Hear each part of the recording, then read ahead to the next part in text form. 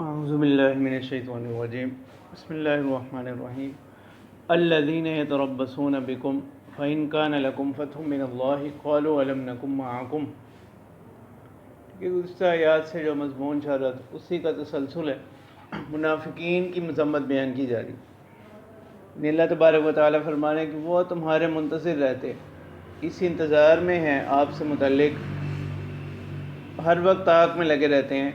فَإِن كَانَ لَكُمْ فَتْحٌ مِّنَ اللَّهِ، اگر اللہ تعالیٰ کی طرف سے آپ کو کوئی کامیابی حاصل ہو جائے، قَالُوا أَلَمْ نَكُن مَّعَكُمْ، تو وہ کہتے ہیں کہ ہم تو آپ کے ساتھ نہیں تھے کیا؟ مطلب یہ کہ ہم بھی آپ کے ساتھ ہی تھے۔ وَإِن كَانَ لِلْكَافِرِينَ نَصِيبٌ، اور اگر کفار کو کوئی حصہ مل جائے، مطلب ان کو فتح حاصل ہو جائے، قَالُوا أَلَمْ نَسْتَحْوِذْ عَلَيْكُمْ وَنَمْنَعْكُمْ مِنَ الْمُؤْمِنِينَ، کیا ہم غالب نہ تھے تم پر؟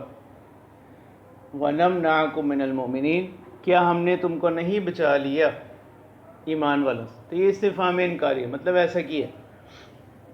فَاللَّهُ يَحْكُمُ بَيْنَكُمْ يَوْمَ الْقِيَامَةِ، تو اللہ تبارک و تعالیٰ فرمانے کہ اللہ تعالیٰ فیصلہ کر دیں گے تمہارے درمیان قیامت کے دن۔ وَلَن يَجْعَلَ اللَّهُ لِلْكَافِرِينَ عَلَى الْمُؤْمِنِينَ سَبِيلًا، اور اللہ تبارک و تعالیٰ فرما رہے ہیں کہ اللہ تعالیٰ ہرگز نہیں بناتے کفار کے لیے علی المؤمنین سبیلا، مومنین کے خلاف کوئی راستہ۔ اچھا، اس کا کیا مطلب ہے؟ اس کا ایک مطلب تو یہ ہے کہ جو اس کی راجح تفسیر ہے وہ یہ کہ دنیا میں ایسا غلبہ حاصل نہیں ہوگا کہ اسلام کو ہی مٹا دے۔ ٹھیک ہے، وَلَن يَجْعَلَ اللَّهُ لِلْكَافِرِينَ عَلَى الْمُؤْمِنِينَ سَبِيلًا، کہ اللہ تعالیٰ نے نہیں بنایا کفار کے لیے مومنین کے خلاف کوئی راستہ۔ تو اس کی ایک تفسیر تو یہ کہ دنیا میں ایسا غلبہ حاصل نہیں ہوگا کہ اسلام کو ہی کیا کر مٹا دے۔ ٹھیک ہے، پھر اس پر اشکال آتا ہے کہ بسا اوقات تو ہم دیکھتے ہیں کہ وہ مغلوب ہو جاتے ہیں مسلمان، تو اس سے بعض حضرات نے پھر یہ توجیہ کی کہ یہ جو ہے نا آخرت سے متعلق، یہ آیت جو ہے یہ آخرت سے متعلق، لیکن البتہ یہ قول جو ہے نا ضعیف۔ اور تیسری تفسیر یہ ہے کہ انہوں نے کہا کہ یہ شرط کے ساتھ مشروط کہ اللہ تعالیٰ نے نہیں رکھا کفار کے لیے مسلمانوں پر کوئی راستہ۔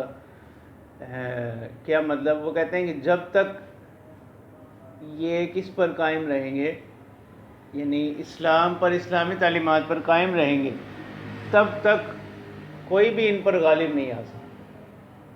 تو انہوں نے اس کو اس شرط کے ساتھ جو ہے نا وہ مشروط کیا۔ تو اس کی تین تفسیریں ہیں۔ راجح قول جو ہے نا وہ پہلے کہ عام حالات کے اندر بھی ایسا غلبہ حاصل نہیں ہوگا کہ جس سے وہ کیا کر دیں،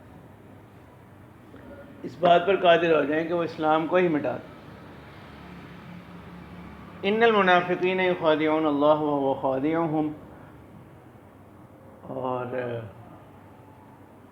اللہ تبارک و تعالیٰ فرمانے کہ منافق دھوکہ دیتے ہیں اللہ تعالیٰ کو، وَهُوَ خَادِعُهُمْ، اور اللہ تعالیٰ جو ہے نا ان کے اس کا کیا کر رہے ہیں، جواب دینے والے ان کے دھوکے کو۔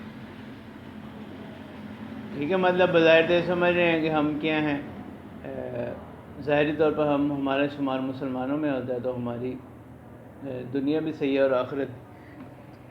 تو یہاں وَهُوَ خَادِعُهُمْ، یہ جو خدا کی نسبت ہے یہ مشاکلت ہے، مقابلت ہے۔ ٹھیک ہے، یعنی فریق اول کی طرف سے جو صفت جیسے نقل کی جائے اس کے جواب کو اسی طرح نقل کر، اس کو مشاکلہ یا مقابلہ کہتے ہیں بلاغت کی اصطلاح میں۔ فَإِذَا قَامُوا إِلَى الصَّلَاةِ قَامُوا كُسَالَىٰ، کہ جب وہ لوگ آتے ہیں نماز کی طرف تو وہ آتے ہیں سستی کے ساتھ۔ ٹھیک ہے، یعنی بوجھل دل کے ساتھ۔ تو اس سے مراد اعتقادی کسل ہے۔ سستی کون سی مراد ہے؟ اعتقادی، یہ اس کی مذمت ہے۔ اور اگر عملی کسل ہو، عملی سستی ہو تو وہ بھی قابل مذمت ہے، لیکن یہاں وہ مراد نہیں ہے۔ یعنی 3 قسمیں ہوں گی نا، ایک تو اعتقاداً ہی سستی ہو، اس کی یہاں مذمت، ایک ہے عملاً ہو، وہ یہاں مراد، تیسرا یہ کہ سستی ہو کسی عذر کی بنا پر، تو یہ آخری 2 صورتیں یہاں مراد نہیں ہیں۔ تو اللہ تبارک و تعالیٰ فرمانے ہیں کہ جب وہ آتے ہیں نماز کی طرف تو آتے ہیں سستی کے ساتھ، یراؤن الناس ولا یذکرون اللہ الا قلیلا، لوگوں کو دکھلانے کے واسطے، اور وہ اللہ کا ذکر نہیں کرتے مگر بہت کم، مذبذبین بین ذالک، یعنی اس کے درمیانی حالت میں ہے، تذبذب کا شکار ہے، نہ ادھر ہے پوری طرح نہ ادھر، لا الہ ہؤلاء ولا الہ ہؤلاء، نہ تو ان لوگوں کے ساتھ اور نہ ہی ان لوگوں کے ساتھ، اور جس ومن یضلل اللہ فلن تجد له سبیلا، اور جس کو اللہ تعالیٰ کیا کریں راستے سے ہٹا دیں، راستے سے گمراہ کر دیں، تو آپ ہرگز نہ پائیں گے اس کے لیے کوئی راستہ۔ یا ایھا الذین آمنوا لا تتخذوا الکافرین اولیاء من دون المؤمنین، اب یہاں سے پھر مذمت کی جا رہی ہے ایسے لوگوں کو دوست بنانے کی۔ اللہ تبارک و تعالیٰ فرما رہے ہیں کہ اے وہ لوگوں جو ایمان لے کر آئے، مت دوست بناؤ کفار کو مومنین کو چھوڑ کر، ٹھیک ہے، یہ قرآن پاک میں جگہ جگہ آتا ہے یہ حکم، مختلف پیراؤں میں اس کو بیان کیا گیا، ٹھیک ہے۔ یہاں ایسی دوستی کی مذمت کی جا رہی ہے کہ ان کے دین کو اپنے دین پر کیا کرنا شروع کر، ترجیح دینا شروع کر، ٹھیک ہے، اس کے درجات ہے، مطلق خیر خواہی کی ممانعت نہیں،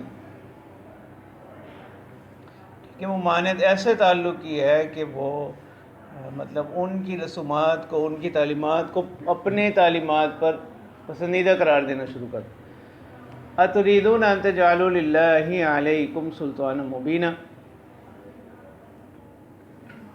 کیا تم چاہتے ہو ان تجعلوا للہ، کیا بناؤ اللہ کے لیے علیکم اپنے خلاف سلطان مبین، کوئی واضح سند، واضح دلیل، یعنی آپ کی پکڑ کے لیے اللہ کے پاس آپ خود کیا کرنا یہ چاہتے ہیں کوئی واضح ثبوت ہو۔ ان المنافقین فی الدرک الاسفل من النار، اب یہاں سے سزا کا بیان کہ اللہ تبارک و تعالیٰ فرمانے ہیں کہ منافق لوگ جو ہیں نا وہ کس میں ہوں گے، جہنم کے نچلے طبقے میں ہوں، وَلَن تَجِدَ لَهُمْ نَصِيرًا، اور آپ نہیں پائیں گے ان کے لیے کوئی مددگار۔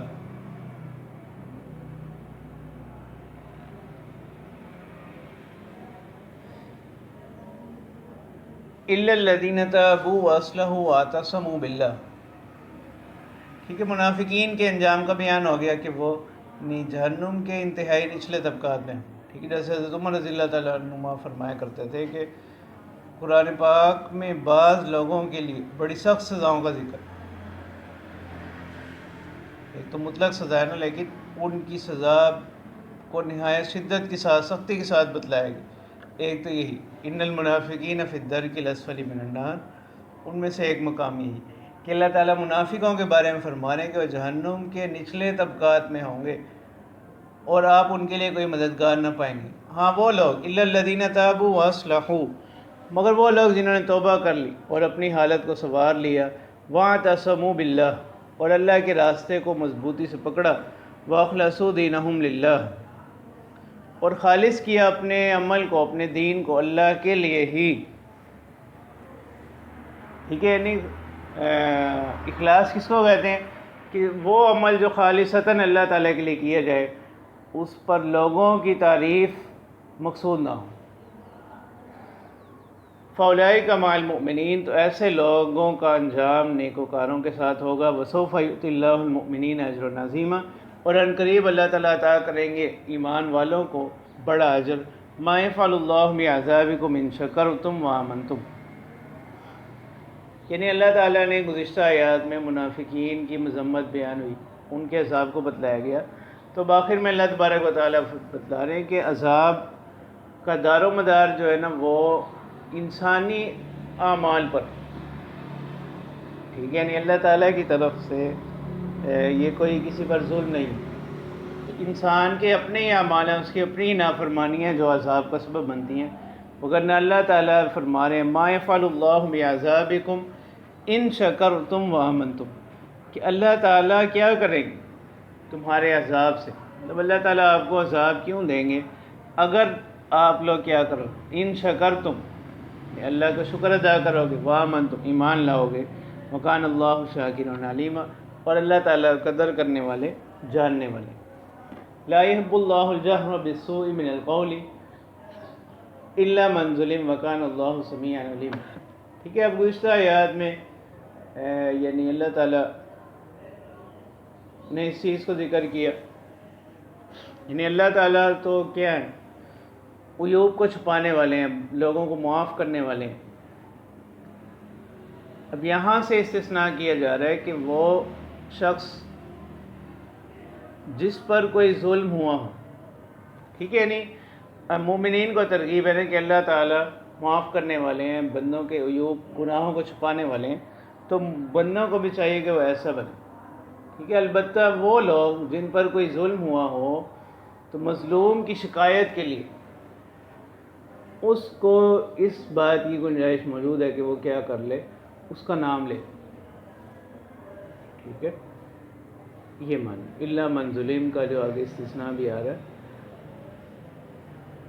مگر پھر بھی معاف کرنا جو ہے نا وہ کیا ہے، افضل۔ یا بعض حضرات نے کہا کہ یہ یعنی منافقوں کی قباحتوں میں سے ایک قباحت یہ بیان کی گئی کہ وہ جھوٹ بولتے تھے، ٹھیک ہے، مسلمانوں کو کہتے کہ ہم آپ کے ساتھ ہیں، کفار سے کہتے کہ ہم آپ کے ساتھ، ٹھیک ہے، اسی طرح ان کے کفار کے پاس جا کر مسلمانوں کی غیبتیں کرتے۔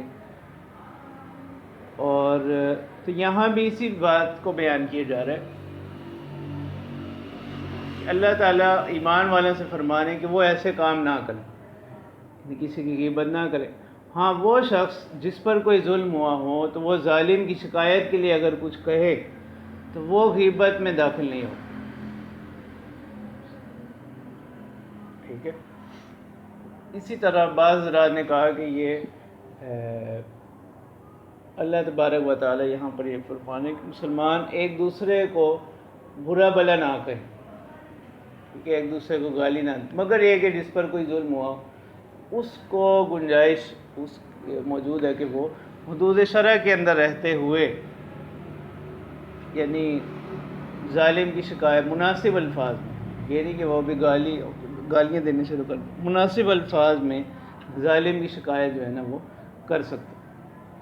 لا يحب، تو اسی چیز کو بیان کیا جا رہا ہے، اللہ تعالیٰ فرماتے ہیں لا يحب اللہ الجہر بالسوء من القول الا من ظلم، کہ اللہ تعالیٰ نہیں پسند کرتے الجہر بالسوء، اعلان کسی برائی کا، من القول قول سے، الا من ظلم مگر جس پر ظلم ہو، ٹھیک ہے۔ یہاں اعلان سے مراد ضروری نہیں کہ آواز بلندی ہو، ٹھیک ہے، مطلب مطلق اس کا اظہار مقصود، جہر سے مراد کیا ہے، اظہار، ٹھیک ہے، یا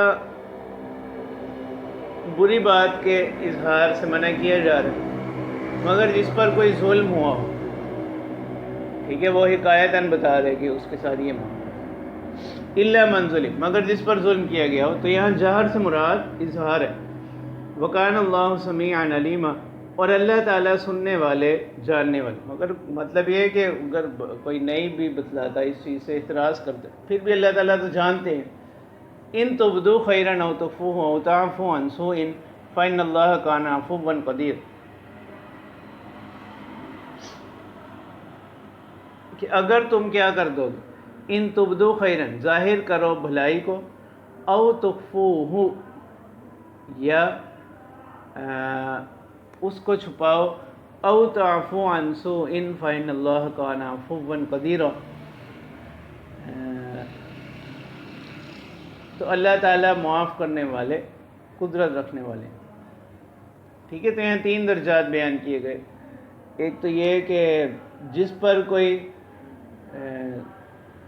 قرآن میں بھی 3 چیزیں بیان ہیں مظلوم کے لیے، ایک تو ہے انتقام، جس قدر اس پر ظلم ہوا، تعدی ہوئی، زیادتی، اس قدر وہ کیا کر سکتا ہے، اس کو بدلہ لینے کا اختیار دیا گیا اس قدر، ٹھیک ہے، وہ تو آ گیا لا یحب اللہ الجہر بالسوء من القول الا من ظلم، ٹھیک ہے۔ اسی طرح 25ویں پارے میں اللہ تعالیٰ فرماتے ہیں وَلَمَنِ انتَصَرَ بَعْدَ ظُلْمِهِ فَأُولَٰئِکَ مَا عَلَیْہِم مِّن سَبِیلٍ، یعنی جو اپنے اوپر ہونے والے ظلم کے بدلے بدلہ لیتا ہے تو ایسے لوگوں پر کوئی الزام نہیں ہے، ٹھیک ہے، لیکن اس میں بھی شرط یہ ہے کہ وہ کیا نہ کرے، اس میں تعدی نہ کرے، ٹھیک ہے، حد یعنی جس قدر اس پر ظلم ہوا ہے اسی قدر بدلہ لے، اس سے زیادہ نہ لے، ٹھیک ہے۔ جیسے سورۃ بنی اسرائیل میں بھی اللہ تعالیٰ فرماتے ہیں فلا یسرف فی القتل، وہ مظلوم کی طرف سے یہ کہا جا رہا ہے کہ جس نے بدلہ لینا ہے وہ قتل کے اندر کیا نہ کرے، اسراف نہ کرے،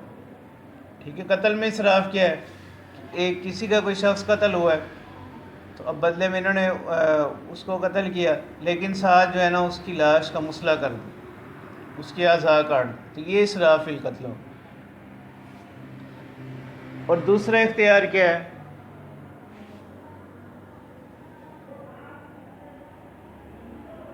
معاف کرنا، ٹھیک ہے۔ دوسرا طریقہ کیا ہے، دوسرا مرتبہ ہے معاف کر دینا، اور تیسرا مرتبہ کیا ہے وہ یہ کہ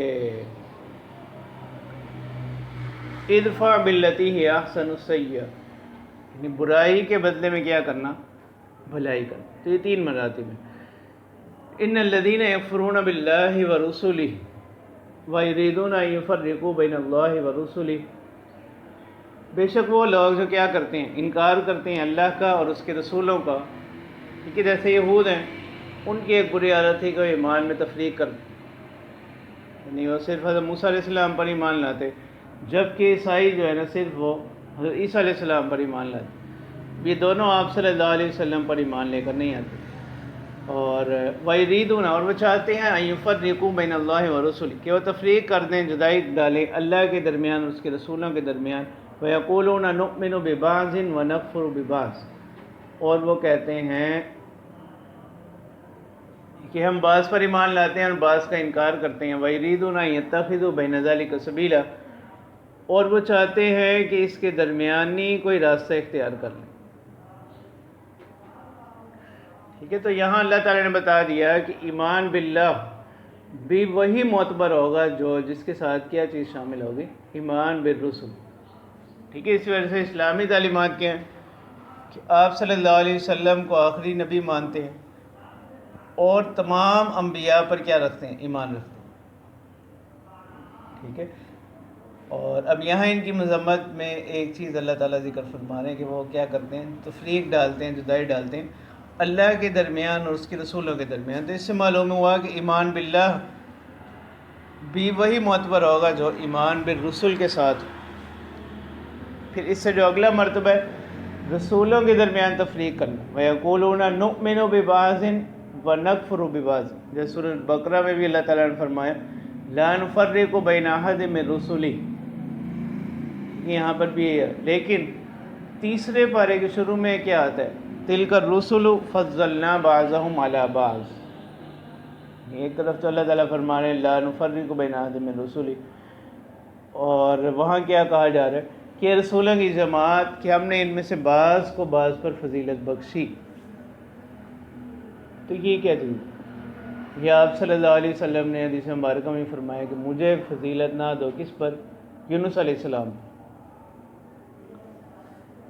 تو اب قرآنی آیات میں بظاہر تعارض محسوس ہوتا، تو اس کا جواب یہی ہے کہ اصلاً تو یہی ہے کہ مطلب اللہ تعالیٰ نے انبیاء کے درمیان مراتب رکھے ہیں، بعض کو بلند مرتبہ، بعض کو ذرا کم، بعض کو مختلف مراتب رکھے، ٹھیک ہے۔ جیسے پہلے انبیاء کو جتنے بھی انفرادی معجزات دیے گئے وہ تمام آپ صلی اللہ علیہ وسلم کی ذات میں جمع کر دیے گئے، ٹھیک ہے۔ تو یہ چیز تو ثابت ہے۔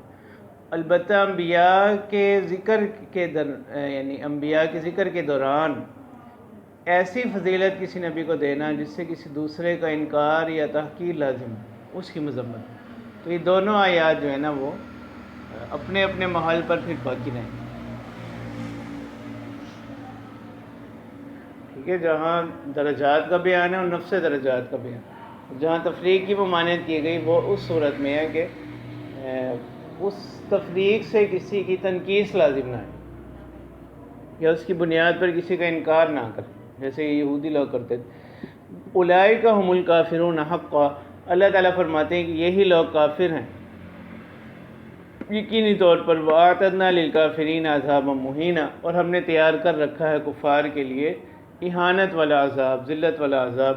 وَالَّذِينَ آمَنُوا بِاللَّهِ وَرُسُلِهِ وَلَمْ يُفَرِّقُوا بَيْنَ أَحَدٍ منهم، اس لیے دیکھو اب یہاں ان کی صفت میں یہ چیز بیان کی گئی کہ ان کے مقابل میں جو لوگ ہیں وہ لوگ ہیں کہ جو ایمان لائے اللہ پر اور اس کے رسولوں پر، اور اگلی بات کیا ہے، وَلَمْ يُفَرِّقُوا بَيْنَ أَحَدٍ مِّنْهُمْ، ان میں سے کسی کے درمیان تفریق نہیں ڈالتے، مطلب ایمان بالرسل میں تمام انبیاء پر وہ برابری کے ساتھ کیا رکھتے ہیں، ایمان رکھتے ہیں۔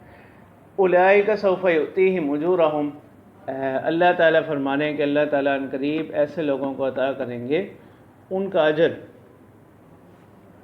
ٹھیک ہے، اب کفار کے حق میں ان کی جو سزا کیا بیان کی گئی، اولئک هم الکافرون حقا، اور جبکہ یہاں اللہ تعالیٰ نے کیا فرمایا، اولئک سوف یؤتیہم اجورہم، ٹھیک ہے، اولئک هم المؤمنون حقا نہیں کہا گیا جیسے سورۃ انفال میں۔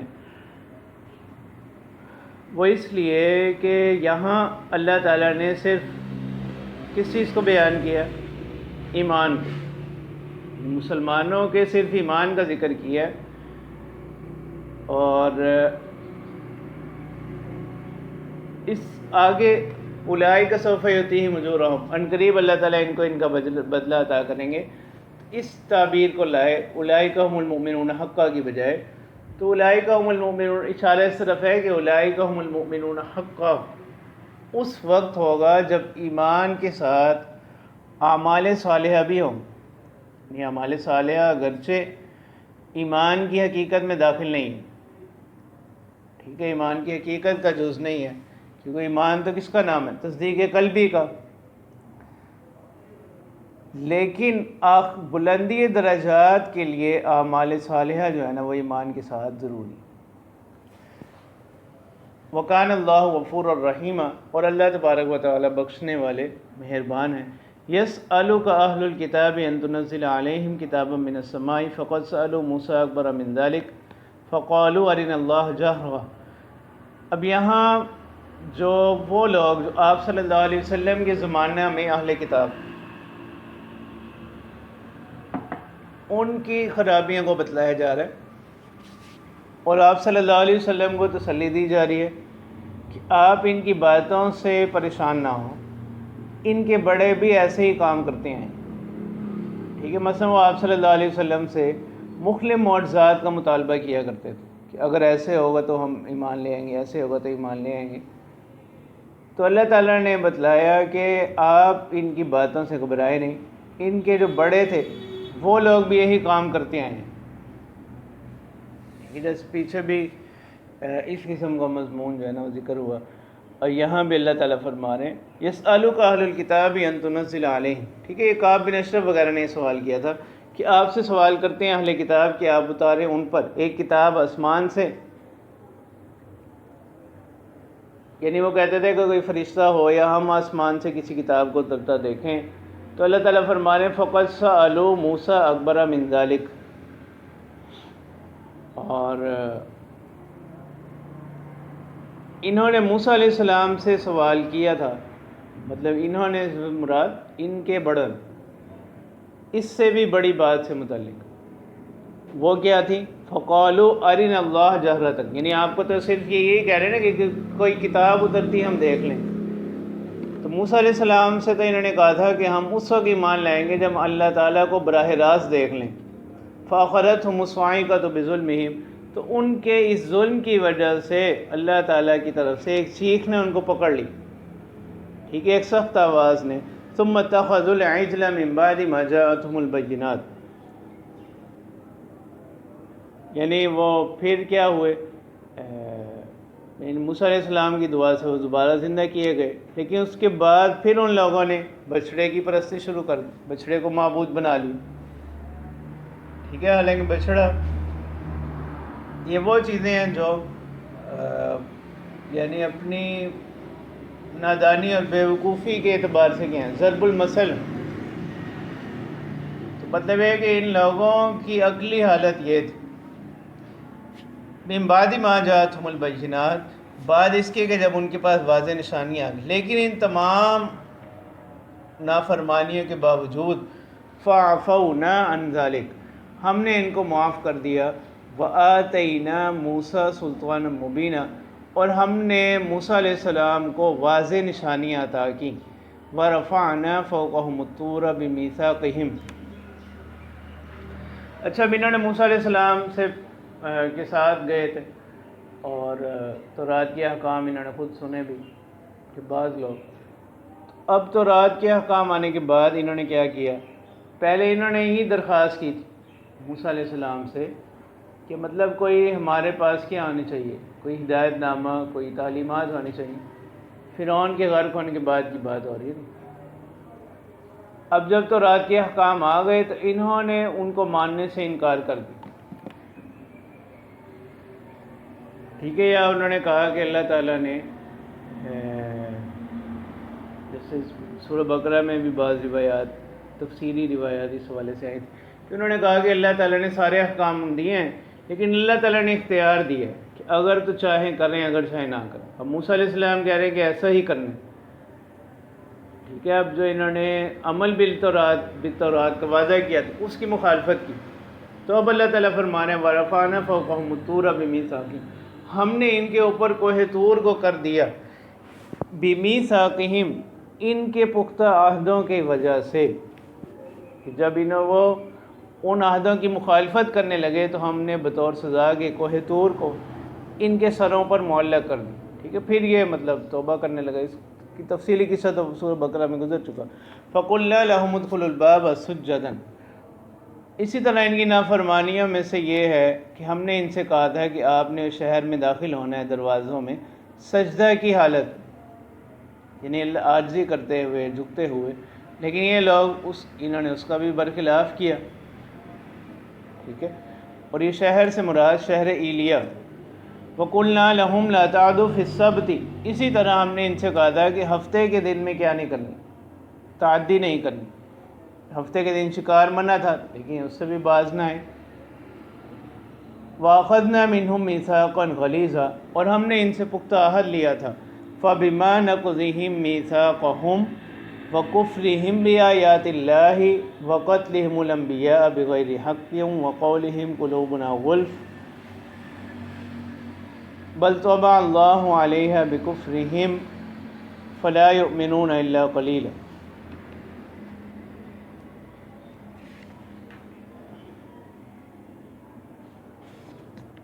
ان اللہ تبارک و تعالیٰ فرما رہے ہیں کہ ان کے اپنے وعدوں کو توڑنے کی وجہ سے اور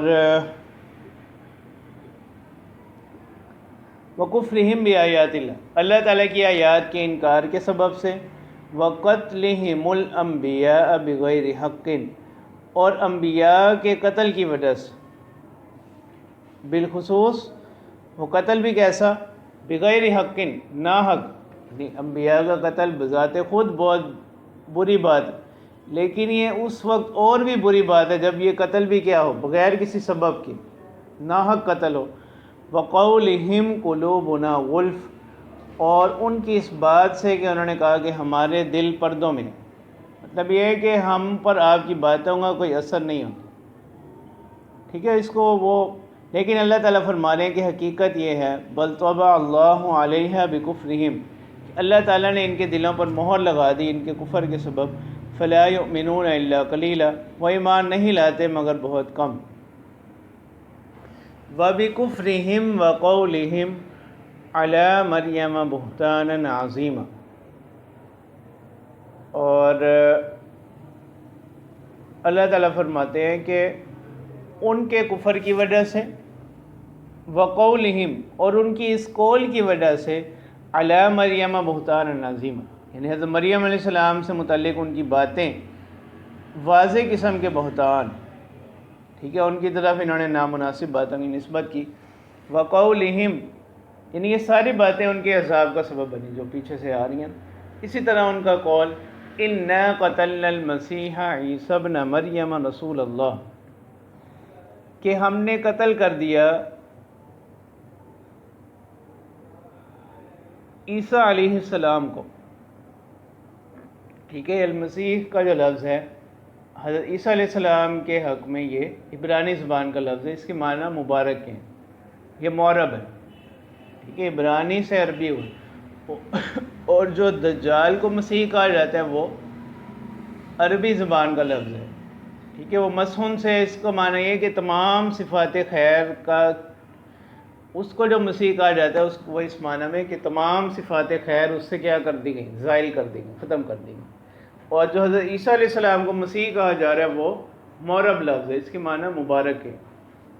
ٹھیک ہے، دونوں میں فرق آپ نے یاد رکھا. وَقَوْلِهِمْ إِنَّا قَتَلْنَا الْمَسِيحَ عِيسَى ابْنَ مَرْيَمَ، اور ان کے اس کہنے سے کہ ہم نے کیا کر دیا، عیسیٰ علیہ السلام کو قتل کر دیا رسول اللہ. ٹھیک ہے، اب ان کو، اب سوال یہ ہوتا ہے کہ یہاں پر اللہ تعالیٰ کن کا قول نقل کر رہے ہیں؟ یہودیوں کا.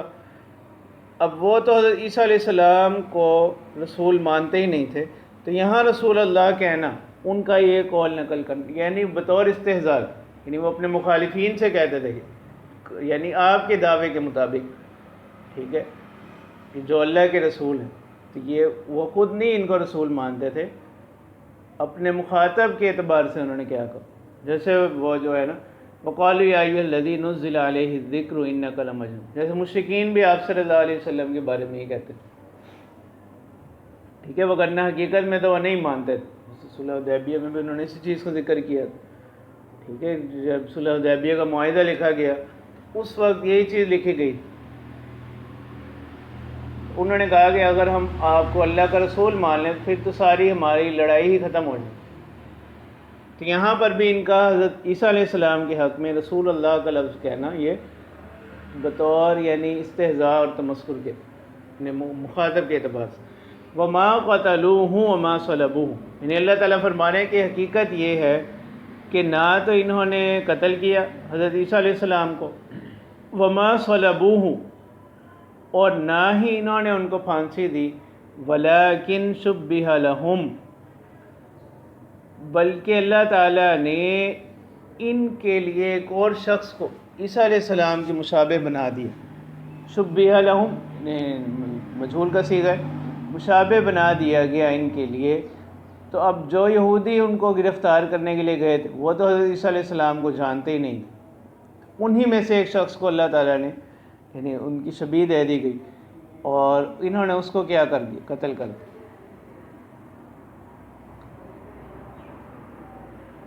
وَإِنَّ الَّذِينَ اخْتَلَفُوا فِيهِ لَفِي شَكٍّ مِّنْهُ، اور بے شک وہ لوگ، وَإِنَّ الَّذِينَ اخْتَلَفُوا فِيهِ، جس میں وہ اختلاف کرتے ہیں، اس میں کس میں، شک میں ہیں، مَا لَهُم بِهِ مِنْ عِلْمٍ، ان کے پاس کوئی یقینی علم نہیں ہے، إِلَّا اتِّبَاعَ الظَّنِّ، مگر کس کی پیروی، گمان کی، اندازوں کی پیروی کے سوا کوئی یقینی علم نہیں. وَمَا قَتَلُوهُ يَقِينًا، یعنی انہوں نے حضرت عیسیٰ علیہ السلام کو بالکل بھی قتل نہیں کیا.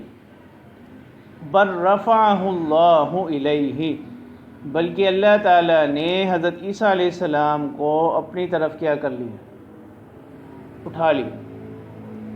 وکان اللہ عزیزا حکیما، اور اللہ تعالیٰ جو ہے غالب ہیں، حکمت والا. ٹھیک ہے، اب ان کا مقصد کیا تھا، قتل کرنا. اور قتل کا فعل کس پر واقع ہوتا ہے، روح مع الجسد پر ہوتا ہے. اسی کے مقابلے میں اللہ تعالیٰ کیا فرما رہے ہیں، بل رفعہ اللہ علیہ. تو معلوم یہ ہوا کہ حضرت عیسیٰ علیہ السلام پر قتل کا فعل واقع نہیں ہے، نہ تو ان کی طرف سے نہ کسی اور کی طرف سے، بلکہ اللہ تعالیٰ جس طرح قتل ان کے یہ قتل کا ارادہ رکھتا، تو ظاہر بات ہے قتل صرف روح کا تو نہیں ہوگا نا، روح مع الجسد کا ہوگا. تو اسی روح مع الجسد کے ساتھ اللہ تعالیٰ نے ان کو اپنے پاس کیا کر لیا، اٹھا لیا. ٹھیک ہے، پھر دوسری بات یہ ہے کہ اگر یہ ایسا ہو چکا ہوتا، یعنی حضرت عیسیٰ علیہ السلام کے قتل پر قادر ہو جاتے، ایسا اقدام انہوں نے کیا ہوتا، تو اللہ تعالیٰ نے ان کی خرابیوں میں کیا چیز بیان کی، وَقَتْلِهِمُ الْأَنْبِيَاءَ بِغَيْرِ حَقٍّ، ان کے اقدام کو بیان کیا نا، قتل کیا انہوں نے اور عیسیٰ علیہ السلام کے معاملے میں کس چیز کو ذکر کیا؟ وَقَوْلِهِمْ إِنَّا قَتَلْنَا الْمَسِيحَ عِيسَى ابْنَ مَرْيَم، یعنی اس حوالے سے یہ ایک بہت اہم بات جو قرآنی سیاق، قرآنی آیات کا سیاق ہی اس کو بتلا ہے. اس کی اور بھی بہت سے دلائل ہیں احادیث سے، دوسری آیات سے، لیکن یہاں پر ان آیات کا سیاق ہی بتلا رہا ہے کہ حضرت عیسیٰ علیہ السلام پر قتل کا فعل واقع نہیں. ٹھیک ہے، وہ کیسے کہ اللہ تعالیٰ نے ان کی خرابیوں میں کیا چیز بتلائی؟ وَقَتْلِهِمُ الْأَنْبِيَاءَ بِغَيْرِ حَقٍّ، یعنی باقی انبیاء کا قتل جو انہوں نے جن انبیاء کو قتل کیا، شہید کیا. اور عیسیٰ علیہ السلام کے بارے میں ان کا اقدام نہیں نقل کیا گیا، بلکہ کیا نقل کیا گیا؟ وَقَوْلِهِمْ، ان کا دعویٰ ہے. ٹھیک ہے، اور اس دعوے کے بعد اگر ایسا اقدام ہوتا تو اس کو بھی ذکر کیا جاتا. اور نفی میں بھی اللہ تعالیٰ نے پھر گزشتہ یا جملہ میں دو چیزیں بیان ہوئی تھی، قتل انبیاء اور عیسیٰ علیہ السلام کے قتل کا دعویٰ. اللہ تعالیٰ نے چونکہ انبیاء کا قتل تو ان سے سرزد ہوا، اس کی نفی نہیں کی. نفی کس کی ہے؟ وما قتلوہ، وہ ضمیر کون سی ہے؟ مفرد ہے، جمع مفرد ہے، تو یہ ضمیر کس کو لوٹ رہی ہے؟ حضرت عیسیٰ علیہ السلام. یعنی اللہ تعالیٰ فرما رہے ہیں کہ انہوں نے حضرت عیسیٰ علیہ السلام کو قتل نہیں کیا. اسی طرح آگے یہ آیت نمبر 158 جو ہے، بل رفعہ اللہ الیہ، حالانکہ ہر شخص کو معلوم ہے کہ